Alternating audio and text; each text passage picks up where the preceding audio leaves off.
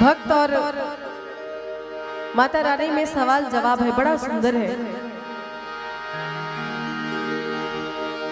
आप लोग भोजपुरी समझते हैं ना? सब लोग समझते होंगे। अरे कहवा बिना मालो है मैया, अरे कहवा बिना मालू है,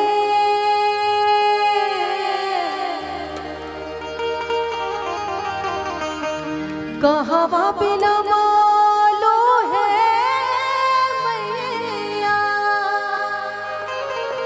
कहवा बिना मालू है। ए मैया लो है के करहवा, अरे नाही डोले नयनवा, राउर बाट जो है हो,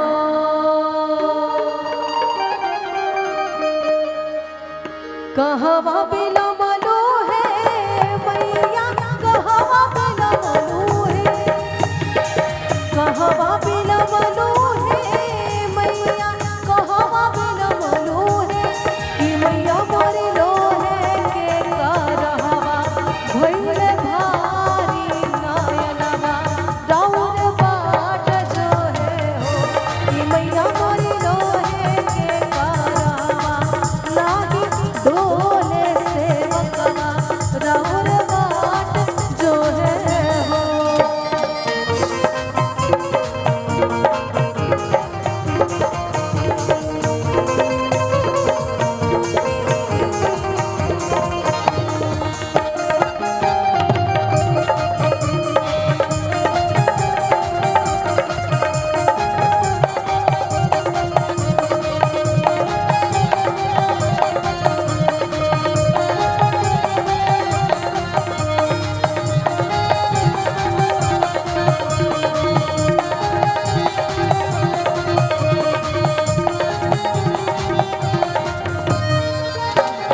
आवत रहनी हो सेवका, आवत रहनी हो,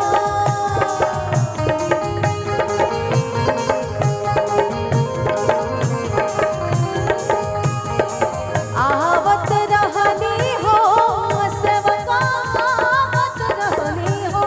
ए सेवका अन्हारा छेकेला हमर बाट नयनवा, दिहत देर भइले हो।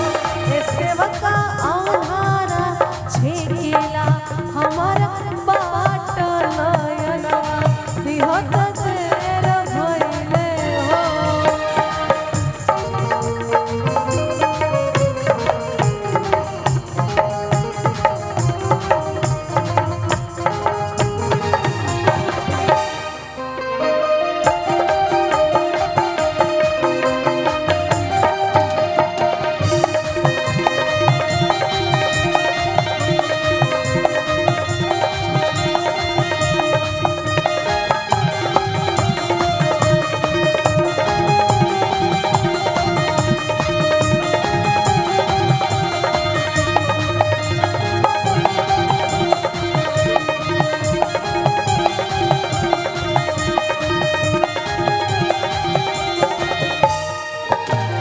आवत रहनी हो सेवका, आवत रहनी हो,